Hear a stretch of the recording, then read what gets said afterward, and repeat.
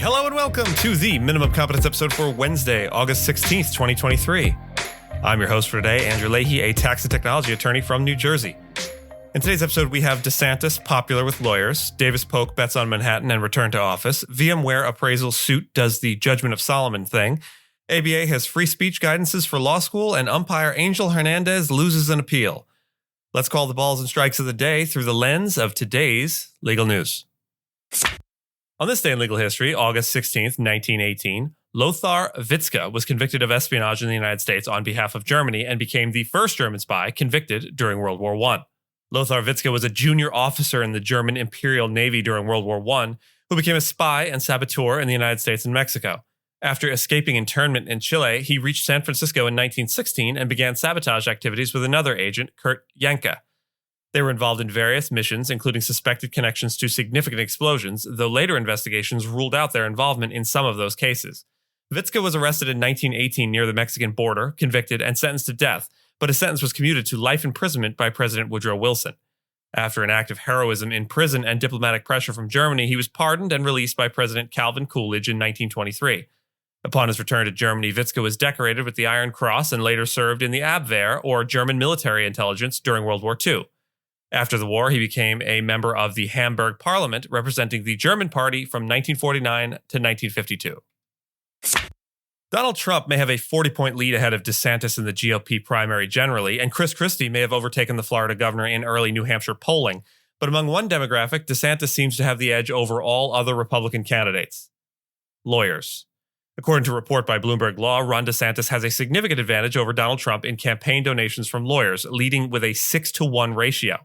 As of the end of June, DeSantis had received over $1.3 million from individual lawyer contributions compared to just $200,000 for Trump. DeSantis' background includes a Harvard Law School education and time as a U.S. Navy lawyer, while Trump has been known to criticize and even sue attorneys. Many larger law firms seem uncomfortable supporting Trump, contributing to DeSantis' advantage. DeSantis' fundraising from lawyers has also surpassed other GOP primary candidates, including former Governor Nikki Haley and Senator Tim Scott. His campaign haul includes significant contributions from elite law firms like Sullivan and Cromwell. DeSantis' support in Republican legal circles also includes several high-ranking Trump Justice Department officials and lawyers from Jones Day. While DeSantis leads in lawyer contributions, he still trails Trump by double digits in state and national polls. Some political analysts question whether DeSantis' momentum will continue, especially as his campaign has faced staff shakeups and strategy shifts. Meanwhile, Trump's campaign, powered by small-dollar donors, has raised over $50 million between January and June. Contributions from the legal industry have historically favored Democrats, with President Joe Biden outraising DeSantis among lawyers so far this year with $1.5 million. Davis Polk, a prominent big law firm, has signed a 25-year lease extension to expand its Midtown headquarters in Manhattan, adding 30,000 square feet to its current space at 450 Lexington Avenue. This deal increases the firm's footprint to 700,000 square feet, making it the largest commercial space leased in New York City in 2023, as announced by the building's landlord, RXR Realty. The firm's managing partner, Neil Barr, emphasized that the expansion reflects the firm's growth strategy.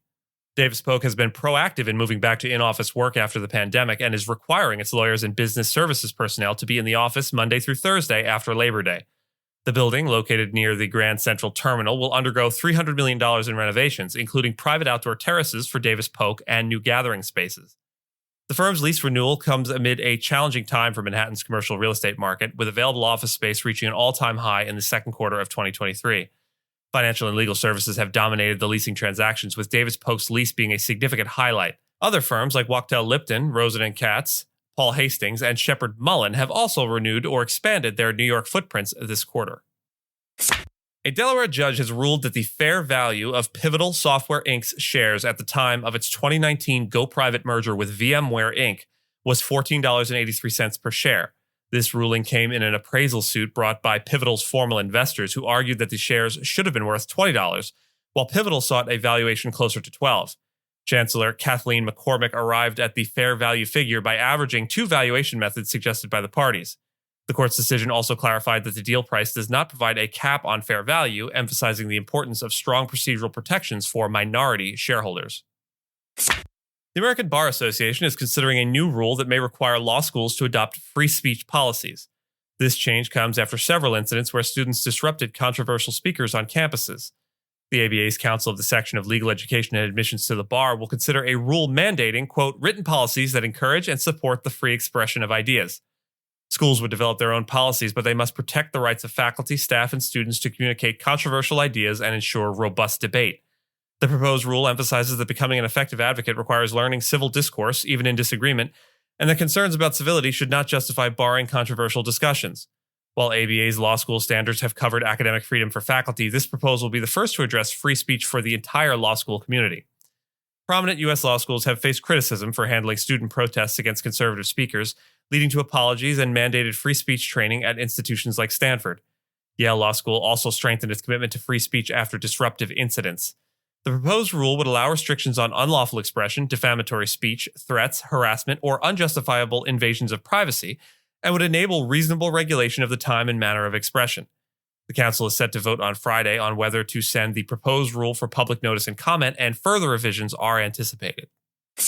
A federal appeals court has refused to revive a lawsuit brought by longtime umpire Angel Hernandez, who accused Major League Baseball of racial discrimination. The Second U.S. Circuit Court of Appeals in Manhattan rejected Hernandez's argument in a 3-0 decision, stating that the league's promotion practices, including its failure to promote him to crew chief, did not reflect unfair treatment of minorities. Hernandez, an MLB umpire since 1993, claimed he had been discriminated against after being passed over for crew chief 5 times between 2011 and 2018. He also cited a history of animosity with Joe Torre, MLB's chief baseball officer at the time of the lawsuit. The court found that Hernandez failed to show a statistically significant disparity in promotion rates despite a bottom-line imbalance between white and minority crew chiefs. It also rejected Hernandez's claim that the judge erred in accepting MLB's reasons for not promoting him, which included a missed call and an overly confrontational style. The court upheld the March 2021 dismissal of the lawsuit, and lawyers for Hernandez did not immediately respond to requests for comment by the media. In 2020, MLB named its first Black and Hispanic crew chiefs born outside of the United States. Which is progress, I guess, but 2020 seems pretty late. And with that bit of modest editorializing, I thank you so much for listening to Minimum Competence, your daily news podcast for lawyers. If you're looking for more than Minimum Competence, links to further reading on all the topics touched on today are in the show notes. If you have any questions or story suggestions, you can find us on Mastodon on the esq.social instance. I'm at Andrew, and my co-host Gina is at Gina. As always, the views, thoughts, and opinions expressed in this podcast are those of the host and do not represent those of any organization we may be affiliated with. Nothing here should be construed as legal advice because it is not legal advice. Reviews go a long way towards helping new listeners to find our show. If you have a moment and can leave a rating or review on your podcast player, we'd appreciate it. And if you know someone that might be interested in a story we cover, consider sending them the episode. Minimum Competence is available at minimumcomp.com and wherever you get your finely crafted podcasts. We'll see you back here tomorrow, and until then, remember, the best time to plant a tree was 20 years ago. The second best time is now.